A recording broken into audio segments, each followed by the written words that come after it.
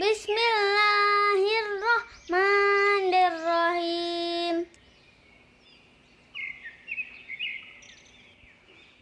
Raditu billahi rabba wa bil islami dina wa bi muhammadin nabiyya wa rasula. Rabbi zidni ilman warzuqni fahman. Assalamualaikum warahmatullahi wabarakatuh. Hai, jumpa lagi. Pada kesempatan kali ini kita akan belajar IPS tema 3 subtema 1. Interaksi sosial dan interaksi dengan lingkungan hidup atau lingkungan alam. Manusia sebagai makhluk sosial, artinya manusia tidak dapat hidup sendiri dan manusia pasti membutuhkan bantuan orang lain. Interaksi sosial adalah hubungan sosial yang menyangkut hubungan individu dengan individu, individu dengan kelompok, dan kelompok dengan kelompok. Contoh interaksi sosial individu dengan individu. Berjabat tangan. Berjabat tangan dilakukan oleh dua orang, yaitu individu dengan individu lainnya. Contoh berikutnya adalah bertegur sapa. Ketika bertemu dengan teman, maka kita harus bertegur sapa. Itu merupakan contoh interaksi sosial antara individu dengan individu. Berbicara dengan teman juga merupakan contoh interaksi sosial individu dengan individu. Selanjutnya adalah contoh interaksi sosial individu dengan kelompok. Guru yang sedang mengajar muridnya. Guru merupakan individu dan murid di dalam kelas merupakan kelompok. Jadi kegiatan belajar di kelas ketika guru sedang mengajar muridnya merupakan contoh interaksi sosial antara individu dengan kelompok. Contoh yang lainnya adalah ketika ustadz sedang melakukan ceramah atau pengajian. Contoh interaksi sosial kelompok dengan kelompok. Pertandingan sepak bola antara dua tim. Tim pertama merupakan kelompok dan tim kedua juga merupakan kelompok. Jadi, merupakan contoh interaksi sosial antara kelompok dengan kelompok pada pertandingan sepak bola. Contoh berikutnya adalah pertandingan basket antara dua tim 1 dan tim 2. Interaksi dengan lingkungan alam. Interaksi dengan lingkungan hidup atau lingkungan alam adalah interaksi antara manusia dengan lingkungan yang terbentuk secara alami. Contohnya gunung, sungai, rawa, dan lain-lain. Contoh interaksi dengan lingkungan alam. Petani menggarap lahan pertaniannya. Contoh yang kedua,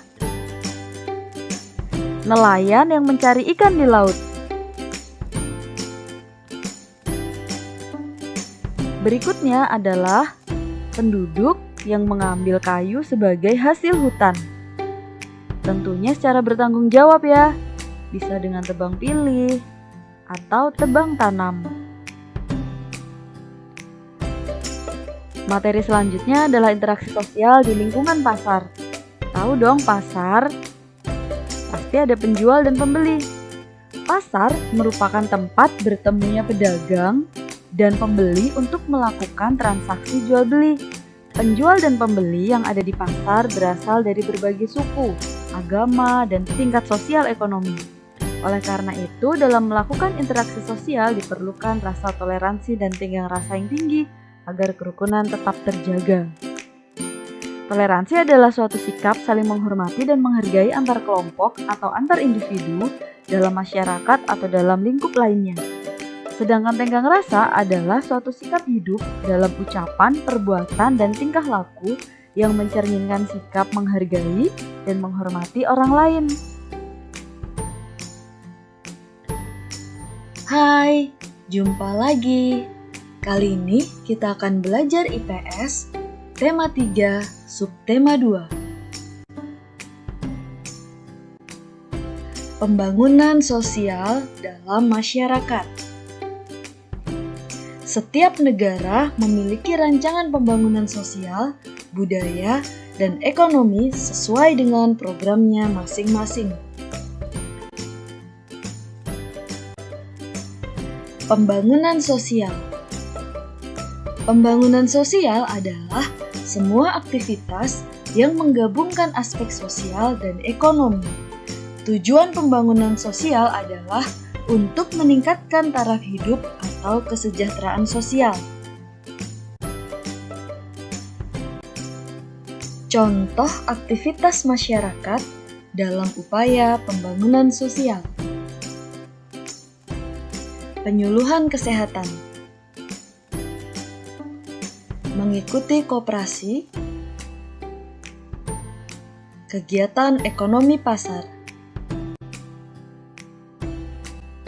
Pembangunan sosial budaya.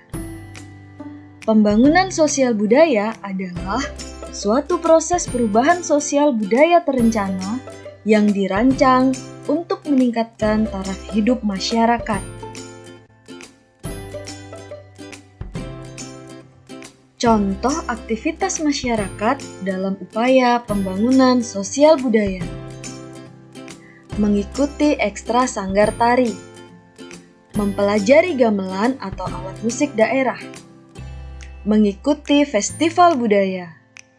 Melestarikan makanan khas daerah. Menggunakan bahasa Indonesia dengan baik dan benar. Pembangunan sosial ekonomi. Pembangunan sosial ekonomi adalah proses meningkatkan kualitas hidup suatu bangsa, daerah, atau masyarakat. Ini biasanya melibatkan tujuan seperti kesejahteraan sosial dan pertumbuhan ekonomi. Contoh aktivitas masyarakat dalam upaya pembangunan sosial ekonomi. Desa wisata. Menjual cenderamata, pengrajin perak, dan masih banyak lainnya. Di video kali ini, kita kembali belajar pada tema 3, subtema 3, muatan pembelajaran ilmu pengetahuan sosial. Pembangunan sosial budaya di Indonesia. Pembangunan sosial budaya adalah pembangunan yang mencangkup kehidupan sosial dan budaya di masyarakat. Pembangunan sosial budaya dirancang untuk meningkatkan taraf hidup masyarakat di dalamnya. Contoh dukungan terhadap pembangunan sosial yaitu membeli produk dalam negeri. Selanjutnya, manfaat pembangunan sosial budaya bagi masyarakat. Manfaat yang pertama, menjaga kelestarian budaya. Yang kedua, meningkatkan kesejahteraan masyarakat. Yang ketiga, dapat menumbuhkan kerukunan dalam masyarakat. Yang keempat, menyalurkan bakat generasi muda. Yang kelima, mengembangkan keterampilan masyarakat. Pembelajaran berikutnya, keragaman sosial budaya Indonesia dan manfaatnya. Indonesia kaya akan keragaman sosial budaya. Keragaman yang ada menjadi modal dalam pembangunan sosial. Keragaman sosial budaya merupakan modal penting yang harus dikelola dan dimanfaatkan dengan baik. Tujuannya untuk mendukung proses pembangunan nasional. Berikutnya, contoh manfaat keragaman sosial budaya Indonesia. Yang pertama, menumbuhkan rasa nasionalisme. Yang kedua, sebagai identitas bangsa di mata internasional. Yang ketiga, memupuk sikap toleransi sehingga persatuan Indonesia tetap terjaga. Keempat, sebagai ikon pariwisata sehingga menambah pendapatan nasional. 5. Sebagai sumber pengetahuan dunia.